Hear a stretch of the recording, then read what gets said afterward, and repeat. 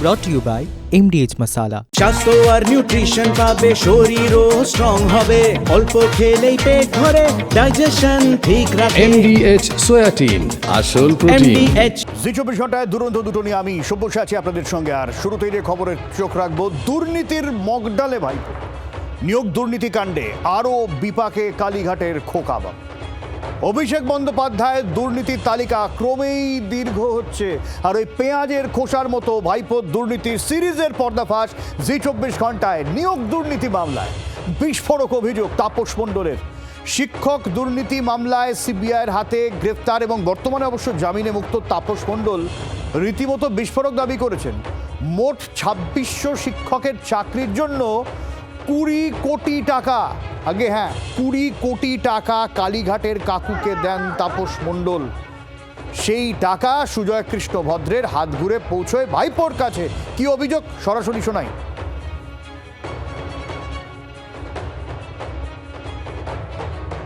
এই যে আপনার বিরুদ্ধে অভিযোগ যে বিপুল অঙ্কের টাকা, প্রায় 20 কোটি টাকা আপনি পৌঁছে দিয়েছিলেন কুন্তল, কালীঘাটের কাকু, এবং ঠিক কি হয়েছিল ঘটনাটা? পশ্চিমবঙ্গ সংগঠক শিক্ষক সমিতি ওরা আমার সাথে যোগাযোগ করে, তো আমি ওদের নিয়ে প্রথম আমি গিয়েছিলাম পার্থবাবুর কাছে। পার্থবাবু বলল যে এদের তো অনেক দিনের মামলা, বামফ্রন্টের সময় থেকে মামলা, আমি কন্ট্রাকচুয়াল বেসিসে আমি ওদের নিয়োগ করে নেব, আপনি নিশ্চিন্তে থাকতে পারেন।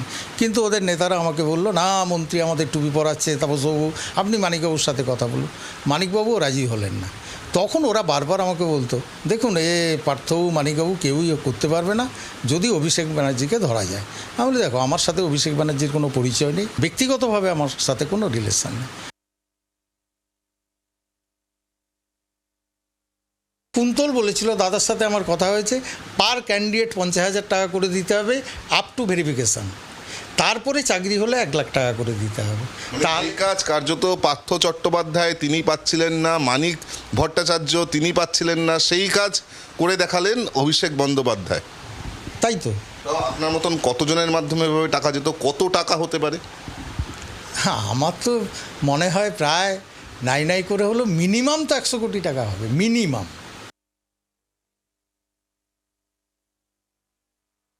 আমি যখন খোঁজ খবর নিলাম যে টাকাগুলো আদৌ অভিষেক ব্যানার্জির কাছে যাচ্ছে কি না, তাতে খোঁজ নিয়ে জানতে পারলাম যে কাকু নামক এক ব্যক্তির কাছে টাকাটা যাচ্ছে। হুইজ কাকু, সেটাও খবর নিয়েছি কালীঘাট থেকে, যে অভিষেক ব্যানার্জির ক্যাশিয়ার বলেই আমি শুনেছি। ওর যে অ্যাসিস্ট্যান্ট ছিল কুন্তলের, অরবিন্দ রায় বর্মন, আপনি এখনও টাকা দিচ্ছেন না, এরকম একটা চাপ সৃষ্টি করতো। তো আমি যা দেখতাম যে টাকাগুলো ঠিক জায়গায় যাচ্ছে। আপনি একেবারে নিশ্চিত হয়ে গেলেন যে এই টাকা অভিষেক বন্দ্যোপাধ্যায় পর্যন্ত পৌঁছে যাচ্ছে? এটা আমি ভরসা করেছি, যেহেতু কাকুর নামটা শুনেছি। অর্থাৎ প্রায় 100 কোটির হিসেব পাওয়া গেল, 9 করো মিনিমাম।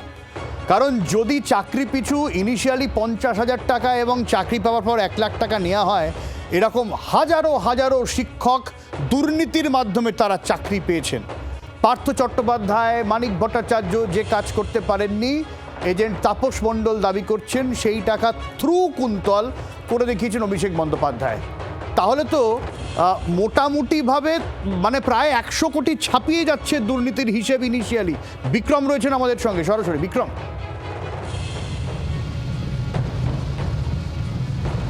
দেখো, নিয়োগ দুর্নীতি মামলায় যেই তাপস মণ্ডলকে সিবিআই গ্রেফতার করেছিল, পরবর্তী ক্ষেত্রে ইডিও তাকে শোন অ্যারেস্ট করে, সেই তাপস মণ্ডলের বক্তব্যে বিস্ফোরক তথ্য উঠে আসছে। কি সেই তথ্য? মূলত 2600 ক্যান্ডিডেট যারা কিনা অর্গানাইজড টিচার, প্রাইমারি এবং আপার প্রাইমারির ক্যান্ডিডেট, তারা তাপস মণ্ডলকে সম্মিলিতভাবে 20 কোটি টাকা বিভিন্ন এজেন্টদের মাধ্যমে পাঠিয়েছিলেন। এবার তাপস মণ্ডল তাদের চাকরির জন্য প্রথমে গেলেন পার্থ চট্টোপাধ্যায়ের কাছে। পার্থ চট্টোপাধ্যায় বললেন যে এটা অনেক পুরনো ইস্যু, এটা এইভাবে হবে না, এখন তিনি করতে পারবেন না, বা কন্ট্রাকচুয়াল হিসেবে তিনি শুধুমাত্র করে দিতে পারবেন। এবং পরে মানিক ভট্টাচার্যের কাছে এই তাপস মণ্ডল গেলেন, যেমনটা তিনি দাবি করছেন। মানিক ভট্টাচার্য বলে দিলেন এত কম অ্যামাউন্টের বিষয় তিনি করতে পারবেন না। এরপর তাপস মণ্ডল তিনি কুন্তল ঘোষ, যাকেও এই সিবিআই এবং ইডি গ্রেফতার করেছিল, সেই কুন্তল ঘোষের মাধ্যমে তিনি জানতে পারলেন যে কুন্তল ঘোষের সঙ্গে অভিষেক ব্যানার্জির কথা হয়েছে এবং অভিষেক ব্যানার্জি এই যে চাকরি, সেই চাকরি চাকরি করে দেবেন, এমনটা কুন্তল তাপস মণ্ডলকে জানায়। তাপস মণ্ডল এমনটাই দাবি করছেন। এরপরেই এই শান্তনু ব্যানার্জি এবং কুন্তল ঘোষের মাধ্যমে মূলত তাপস মণ্ডল তিনি 20 কোটি টাকা সরাসরি কালীঘাটের কাকুর কাছে গিয়ে দিয়ে আসেন অভিষেক বন্দ্যোপাধ্যায়কে দেওয়ার জন্য। এবং যেটা তাপস মণ্ডল বলছেন বা দাবি করছেন যে তিনি কিন্তু কার্যত এই বিষয়টা নিশ্চিত হয়েছেন যে টাকা সঠিক জায়গায় যাচ্ছে কিনা সেটা নিশ্চিত হওয়ার পরই তিনি শান্তনু ব্যানার্জি এবং কুন্তল ঘোষের মাধ্যমে সরাসরি কালীঘাটের কাকুর কাছে পৌঁছে যান এবং কালীঘাটের কাকুর মাধ্যমে তিনি এই টাকা অভিষেক বন্দ্যোপাধ্যায়ের কাছে পাঠিয়েছিলেন, এমনটাই তিনি দাবি করছেন। এবং এই গোটা বিষয়টি কিন্তু তিনি যারা তদন্তকারী আধিকারিক তাদেরকেও এর আগে জানিয়েছেন, এমনটাই দাবি করছেন। তার মানে তাপস বিক্রম, আমি মণ্ডল। যদি নির্দিষ্টভাবে জানতে চাই, তাপস মণ্ডলের বক্তব্য থেকেই মোটামুটি হবে শিক্ষক নিয়োগ দুর্নীতির অঙ্কটা 100 কোটি তো ছাড়াবে এবং শুধুমাত্র তাপস মণ্ডলের হাত দিয়েই 20 কোটির ট্রানজাকশন, তাই তো? একেবারে এরকম তাপস মণ্ডল কিন্তু আরো অনেকেই রয়েছে এবং এরকম কুন্তল ঘোষও এরকম অনেক রয়েছে। সেক্ষেত্রে দাঁড়িয়ে শুধুমাত্র তাপস মণ্ডলের যেটা দাবি বা বক্তব্য যে তিনি 20 কোটি টাকা উত্তরবঙ্গ থেকে দক্ষিণবঙ্গ এই যে 2600 প্রার্থী যারা কিনা একেবারে অর্গানাইজার টিচার, প্রাইমারি টিচার এবং আপার প্রাইমারি টিচারের জন্য পোস্টের জন্য যারা আবেদন করছেন তাদের যে চাকরির জন্য তিনি এই 20 কোটি টাকা কুন্তল ঘোষ এবং শান্তনু ব্যানার্জির মাধ্যমে কালীঘাটের কাকুর কাছে পৌঁছে দিচ্ছেন। কি কথা হয়েছিল, ঠিক কিভাবে এই টাকা ভাগ হচ্ছিল, মূলত যেটা তাপস মণ্ডল জানাচ্ছেন যে প্রতি ক্যান্ডিডেট পিছু 50,000 টাকা করে নেওয়া হবে এবং চাকরি পাওয়ার পরে 1 লক্ষ টাকা করে দিতে হবে। একদমই। এবং এই 2600 প্রায় স্টুডেন্ট, সেখান থেকে 20 কোটি টাকা শুধুমাত্র তাপস মণ্ডলের হাত দিয়ে, তারপরে তো 100 কোটির তো মেগা দুর্নীতির হিসাব রয়েছে। কুন্তল ঘোষ নাম উঠে এলো আবার, তাকে নিয়ে কি বলছেন তাপস মণ্ডল আরো শোনাই। শান্তনু আমাকে নামটা বললো কুন্তল ঘোষ। এবার সেই কুন্তল ঘোষের কাছে যখন গেলাম বললাম এদের এই সুপ্রিম কোর্টের একটা অর্ডার আছে, অর্ডার মানে কনসিডারেশন অর্ডার আছে, এই 2600 ক্যান্ডিডেট এদিককে যদি চাকরিটা পাইয়ে দেওয়া যায়। তো ও কিছুদিন পরে আমাকে বললো হ্যাঁ দাদার সাথে কথা হয়েছে, মানে অভিষেক ব্যানার্জির সাথে আমার কথা হয়ে গেছে, এদের এই টাকা লাগবে। কে বললো অভিষেক ব্যানার্জির সঙ্গে কথা হয়ে গেছে? যে কুন্তলকে দেখে তো কেউ টাকা দেয়নি, দিয়েছে তো অভিষেক ব্যানার্জির নাম শুনে। প্রায় 10 কোটি টাকার মতো তুলে ওরা নিজে, ওদের জ্ঞানেন্দ্রনাথ পাত্র যে সভাপতি ছিল টাকা দিয়েছে, ওরা সুদীপ গাঙ্গুলি নর্থ বেঙ্গলের সেও টাকা দিয়েছে। শিক্ষাবিদ কাজী মাসুম আক্তার রয়েছেন আমাদের সঙ্গে। মাসুমদা, এ তো মানে কোটি কোটি টাকা, যেখানেই তাকানো হবে সেখানেই দুর্নীতি, সেখানেই কোটি কোটি টাকা, সেখানেই অভিষেক বন্দ্যোপাধ্যায়। এটা যে দুর্নীতি সন্ত্রাস, দুর্নীতি ছোটখাটো হলে মানতাম, কিন্তু একদম সরকারি উদ্যোগে দুর্নীতি সন্ত্রাস মানে মানে ভাবা যাচ্ছে না, জানেন, ভাবা যাচ্ছে না যে এভাবে দুর্নীতি করতে পারে। আমি পরিষ্কার করে বলছি, কালকে যে গুন্ডা দমন আইন বিলটা পাশ হয়েছে, এদেরকে আওতায় আনা উচিত। হ্যাঁ, তারপরেও মাসুমদা এটা প্রশ্ন ওঠে না যে তারপর অভিষেক বন্দ্যোপাধ্যায় বাইরে ঘুরে ফিরে বেড়াচ্ছেন? আমি তো অবাক হয়ে যাচ্ছি। এই তাপস মণ্ডল এর আগেও কিন্তু স্বীকারোক্তি দিয়েছিল। আচ্ছা, কালীঘাটের কাকু কেমন আছে? উনি কি পাকা আমগুলো বেশি করে খাচ্ছেন? উনি কি ভালো আছেন? কালীঘাটের কাকু এখন হেফাজতে নেই কেন? কালীঘাটের কাকুকে ধরে একটু বিচুতি পাতা গায়ে দিয়ে ঘষে দিলেই তো ঠিক হয়ে যায়, বেশি মারতে হবে না, তোমারকে যাবে। আমি খুব বিস্মিত দাদা, জানেন। আচ্ছা, কি হারে চুরি বলুন তো? চুরি চামারি ছড়িয়ে ছিটিয়ে একটা দুটো হয়, রাষ্ট্রীয় উদ্যোগে ডাকাতি, রাষ্ট্রীয় ডাকাতি, কি রে ভাই? ঠিক। আমি মাসুমদা, শুধু তো এখানেই শেষ নয়, তো গেল শিক্ষক নিয়োগ দুর্নীতির কথা, আর ওই ডায়মন্ড হারবার মডেলের যে ব্র্যান্ড হয়েছিল সেবাশ্রয়, সেখানে কি করেছেন অভিষেক বন্দ্যোপাধ্যায়? সেবাশ্রয়ের নামেও বুজরুকির অভিযোগ, সেবাশ্রয় নিয়ে ছিনিমিনি খেলার অভিযোগ, প্রেসক্রিপশন কারা দিতেন, ডাক্তারি পড়াশোনা করছেন পড়ুয়ারা, মাত্র 5 থেকে 10% হয়তো স্বীকৃত চিকিৎসক ছিলেন, বাকিরা সবাই ছাত্র। এমনকি হোমিওপ্যাথি ডাক্তার, তারা হচ্ছে অ্যালোপ্যাথির প্রেসক্রিপশন দিয়ে দিচ্ছেন সেবাশ্রয়ে থাকা সিনিয়র চিকিৎসকদের। এমনই বিস্ফোরক দাবি সামনে আসছে, শুনুন।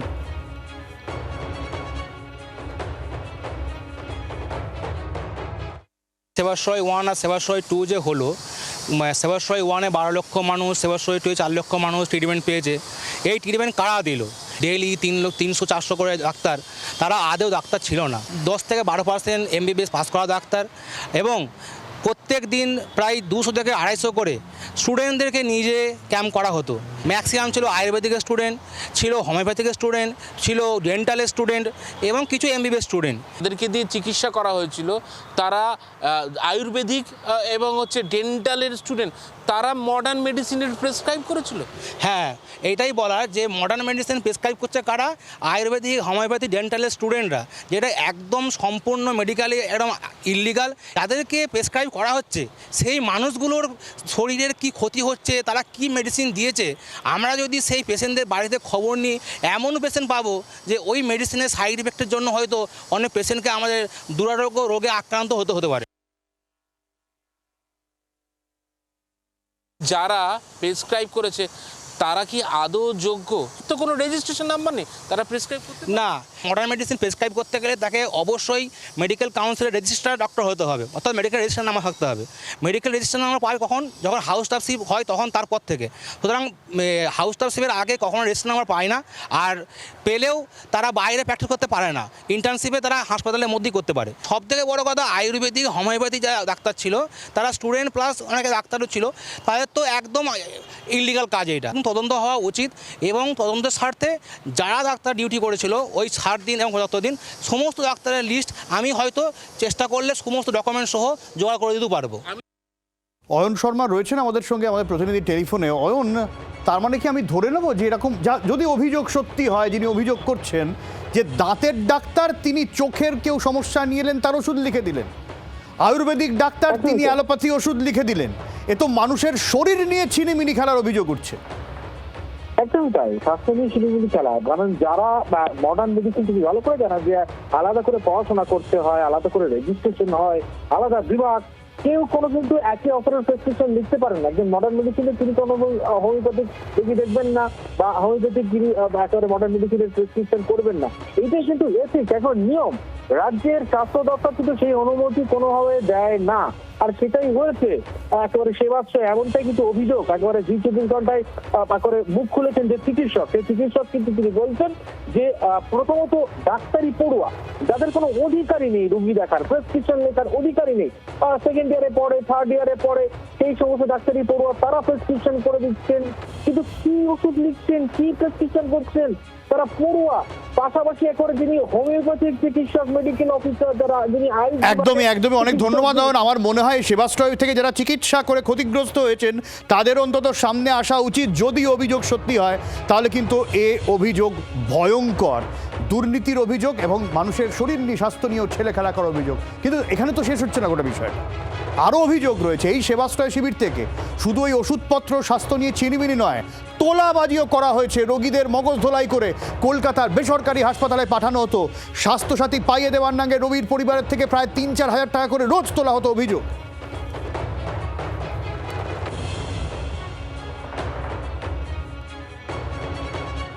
আর সরাসরি এই মুহূর্তে যে ছবি আপনাদের দেখাচ্ছি, বাঁকুড়ায় শুভেন্দু অধিকারী, সেই ছবি।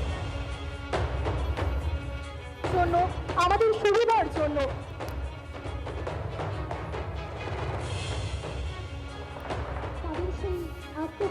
জঙ্গলমহলে আজকে মুখ্যমন্ত্রীর বেশ কিছু কর্মসূচি রয়েছে। হুল দিবস উপলক্ষে মুখ্যমন্ত্রী হওয়ার পর এই প্রথম জঙ্গলমহলে শুভেন্দু অধিকারী, এবং বাঁকুড়া ইতিমধ্যেই তিনি অনুষ্ঠান যেখানে হবে সেখানে পৌঁছে গিয়েছেন। প্রচুর মানুষের ভিড় রয়েছে সেখানে, আমরা দেখতে পাচ্ছি। ওখানে বেশ কিছু কর্মসূচিও রয়েছে মুখ্যমন্ত্রী শুভেন্দু অধিকারীর। সেই জায়গায় দাঁড়িয়ে সরাসরি বাঁকুড়া থেকে সেই ছবি আপনাদের দেখাচ্ছি। যারা প্রাণ দিয়েছেন তাদের সেই আত্মবলিদানকে স্মরণে রেখেই আজকের এই অনুষ্ঠান, এই আয়োজন। আপনাদের সকলকে জানাই অসংখ্য ধন্যবাদ। এতক্ষণ আমাদের আরেকটু আপডেট নিই, কমলাক্ষ রয়েছেন আমাদের সঙ্গে টেলিফোনে। কমলাক্ষ।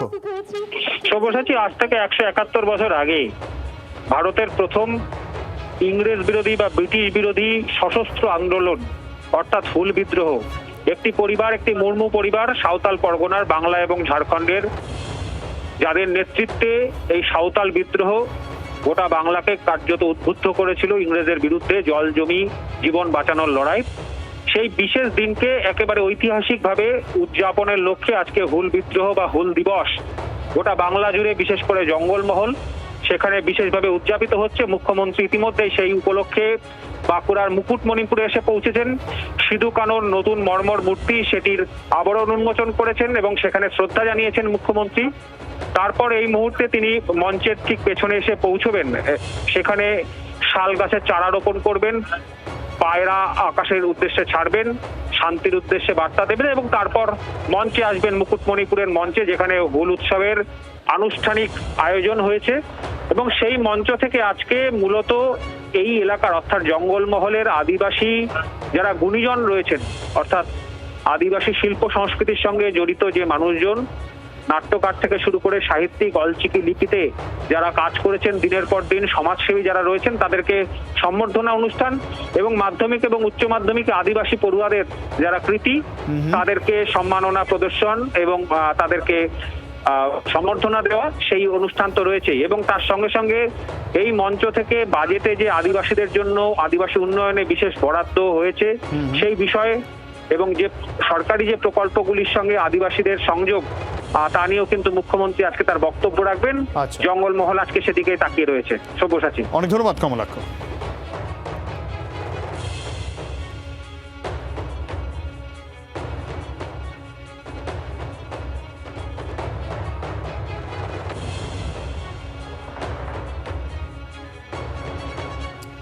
হুমায়ুনের হুমকি, মুখ্যমন্ত্রীর কড়া বার্তার পরে পুলিশের অ্যাকশন। হুমকি মামলায় 3 জনকে ইতিমধ্যে পুলিশ গ্রেপ্তার করেছে। তারা কারা? তারা 3 আয়োজক। মনে আছে মুখ্যমন্ত্রী বিধানসভায় দাঁড়িয়ে বলেছিলেন আগে ওকে যারা ডেকেছে তাদের পাকড়াও করবো, একদম সেই অনুযায়ী পুলিশের জালে গোলাম মোস্তফা, আমিনুল হক, আনিসুর রহমান, তারাই অনুষ্ঠানের আয়োজক। এবং সেই অনুষ্ঠানে গিয়েই হুমায়ুন কবির সেই বড় বড় কথা বলেছিলেন, ছাটা গরম হয়ে যাবে, টাওয়ার গরম হয়ে যাবে, মুসলিমদের নামিয়ে দেবো। আর এই যাদেরকে পাকড়াও করা হয়েছে তাদের মধ্যে একজন ওই দলের, হুমায়ুনের দলের ব্লক সভাপতি, একজন অঞ্চল সভাপতি। বহরমপুর থেকে জালে 2 জন আর রেজিনগর থেকে পাকড়াও করা হয়েছে একজন। ফলে খুব স্বাভাবিকভাবেই প্রশ্ন উঠছে, এইবার কি হুমায়ুন কবিরের গ্রেফতার শুধুমাত্র সময়ের অপেক্ষা? কি বলেছিলেন কালকে হুমায়ুন কবির একবার শুনে।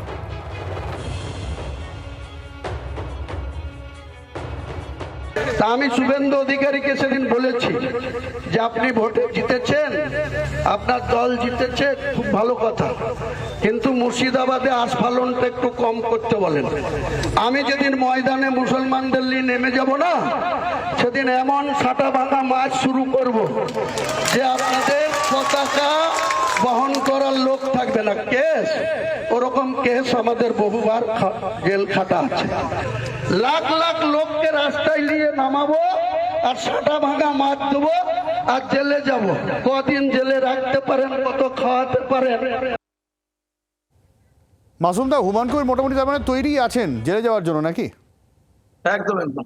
তো হুমায়ুন কবির যদি জেলে যায়, একটু আগে যে অভিষেক বলছিলেন তিনি জেলে যাবেন না।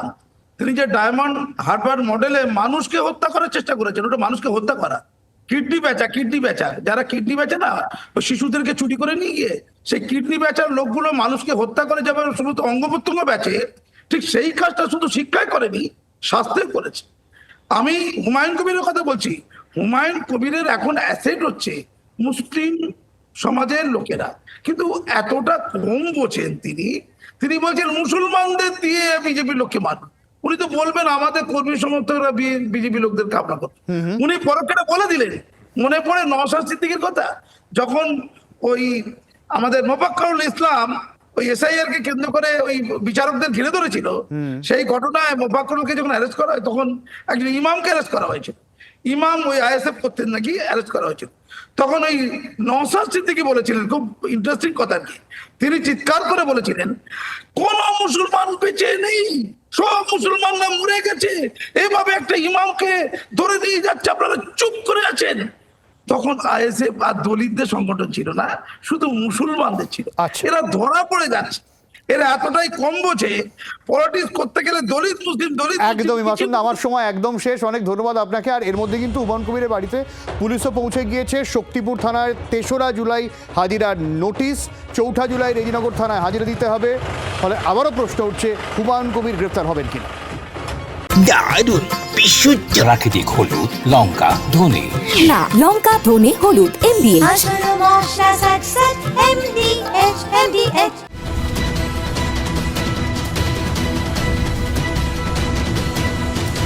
brought to you by MDH Masala.